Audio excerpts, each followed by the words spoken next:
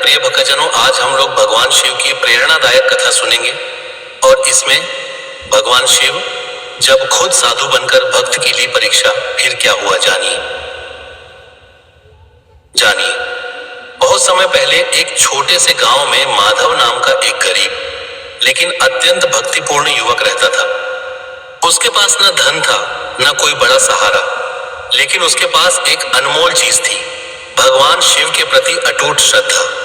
वह हर दिन सुबह उठकर पास के शिव मंदिर में जाता, जल अर्पित करता और पूरे मन से ओम नमः शिवाय का जाप करता।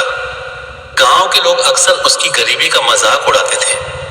कोई कहता, इतनी पूजा से क्या मिलेगा, तो कोई ताना मारता, भगवान कभी सामने नहीं आते। लेकिन माधव हमेशा मुस्कुराकर कहता, सच्ची भक्ति में शक्ति होती है, एक दिन भोलेनाथ जरूर मेरी सुनेंगे। एक दिन गांव में एक अजीब घटना हुई। एक बूढ़ा साधु गांव में आया। उसके कपड़े फटे हुए थे, शरीर कमजोर था और आंखों में गहरी थकान झलक रही थी। वह हर घर के दरवाजे पर जाकर थोड़ा भोजन मांगता, लेकिन लोग उसे देखकर दरवाजा बंद कर देते। कोई उसे अपशकुन समझता तो कोई उसे भगाने लगता। थका हारा साधु अंत में माधव के घर पहुंचा। उसने धीमी आवाज में कहा, बेटा बहुत भूखा हूं, कुछ खाने को मिल जाए तो बड़ी कृपा होगी। माधव के घर में उस समय केवल थोड़ा सा आटा और कुछ सब्जी बची थी, जो उसके परिवार के लिए भी मुश्किल से पर्याप्त थी। उसकी पत्नी ने धीरे से कहा, अगर यह दे दिया तो हम क्या खाएंगे। माधव कुछ पल के लिए चुप रहा, फिर बोला, अगर हमारे दरवाजे पर कोई भूखा आए तो उसे खाली हाथ नहीं लौटाना चाहिए, भगवान भी यही सिखाते हैं। उसने साधु को अंदर बुलाया, अपने हिस्से का भोजन भी उसे दे दिया और बड़े प्रेम से खिलाया। साधु ने तृप्त होकर कहा, तुम बहुत दयालु हो बेटा, भगवान तुम्हारी हर मनोकामना पूरी करेंगे।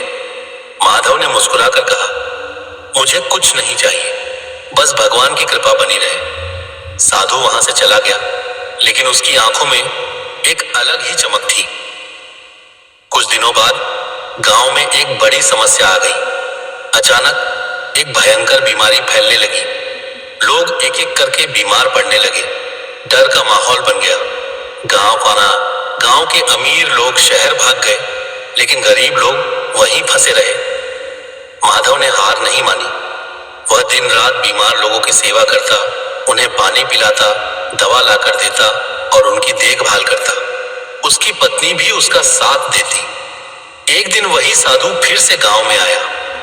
इस बार वह और भी कमजोर लग रहा था। उसने माधव से कहा, बेटा मुझे बहुत तेज बुखार है, क्या तुम मेरी सेवा करोगे। माधव ने बिना एक पल सोचे उसे अपने घर में जगह दी। उसकी सेवा करने लगा। दिन रात उसकी देखभाल करता, उसके लिए जड़ी बूटियां लाता और खुद भूखा रहकर भी उसे खाना खिलाता। गांव वाले उसे समझाते, तू खुद बीमार पड़ जाएगा, क्यों अपनी जान खतरे में डाल रहा है।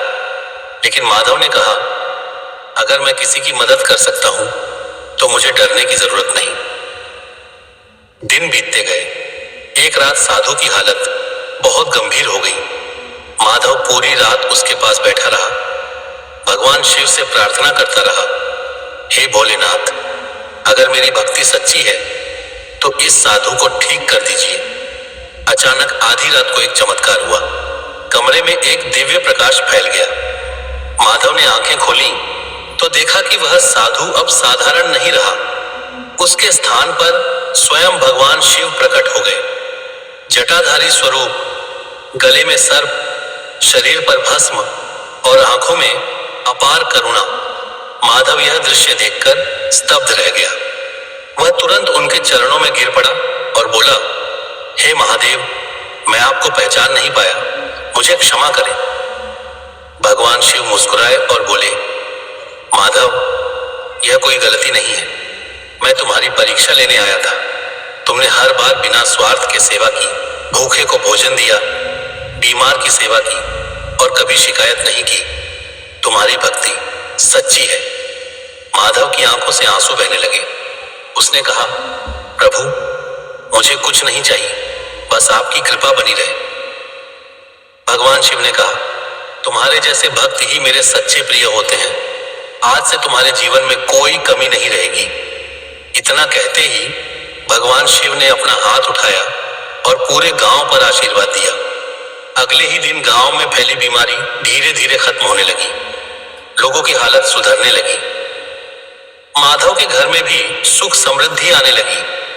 उसकी गरीबी दूर हो गई, लेकिन उसके स्वभाव में कोई बदलाव नहीं आया। वह आज भी उतनी ही श्रद्धा और विनम्रता से भगवान शिव की भक्ति करता रहा। जब गांव वालों को इस घटना के बारे में पता चला तो वे हैरान रह गए। उन्हें अपनी गलती का एहसास हुआ कि उन्होंने एक साधु का अपमान किया और सच्ची भक्ति को नहीं समझा। उस दिन के बाद गांव के लोग भी बदल गए। वे दूसरों की मदद करने लगे, भूखों को खाना खिलाने लगे और भगवान की भक्ति में लग गए। इस घटना ने सबको एक गहरी सीख दी। भगवान कभी भी किसी भी रूप में हमारे सामने आ सकते हैं, इसलिए हमें हर व्यक्ति के साथ प्रेम और सम्मान से पेश आना चाहिए। भोलेनाथ की लीला बहुत अद्भुत है। वह अपने भक्तों की परीक्षा लेते हैं, लेकिन अंत में उन्हें कभी निराश नहीं करते। और यही सच्चाई है। जहां सच्ची भक्ति और निस्वार्थ सेवा होती है, वहां स्वयं भगवान निवास करते हैं। ऐसे ही और कहानी और कथा सुनने के लिए हमारे चैनल को लाइक, शेयर, फॉलो और सब्सक्राइब करें। धन्यवाद।